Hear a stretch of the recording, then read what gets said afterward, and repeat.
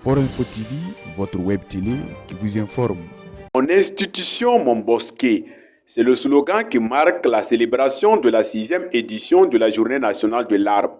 Dans la région du Centre-Ouest, elle est célébrée au gouvernorat ce samedi 22 juin 2024 en présence des premières autorités de la région et les agents de la protection de l'environnement.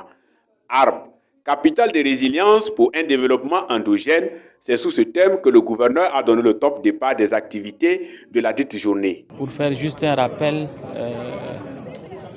que le gouvernement depuis 2018 a lancé une journée de l'arbre partant du constat que tout le monde voit, à savoir que la désertification avance et qu'aujourd'hui pour trouver un arbre pour pouvoir donc se reposer, avoir un peu d'ombre pose toujours une difficulté.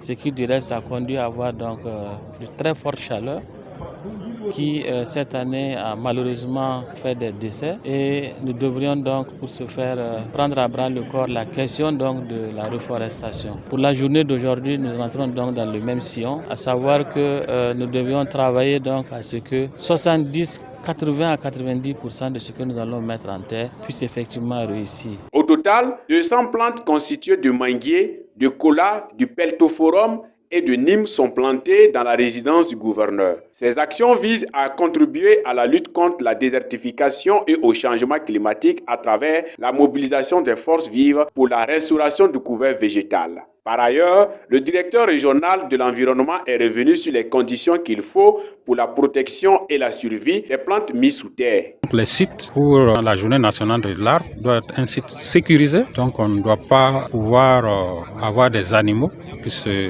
promènent à l'intérieur parce que les chèvres et les moutons ne peuvent pas côtoyer donc des jeunes plants. Ensuite, il faut qu'il y ait de l'eau dans le site pour irriguer les plants en cas de stress hydrique. Donc, il faut toutes ces conditions pour vraiment réussir les reboisements. Quant au parrain, il a donné les raisons de son engagement pour de telles initiatives. Notre action depuis une vingtaine d'années, c'est allant dans le sens de la sensibilisation de l'importance de l'arbre pour notre vie. Pour ce faire, travaillons à leur faire comprendre qu'en protégeant l'arbre et en travaillant à reboiser, cela leur permet non seulement de développer notre couvert végétal, mais de tirer des revenus à travers cette activité. Et c'est ainsi que nous avons travaillé à développer l'apiculture auprès des populations.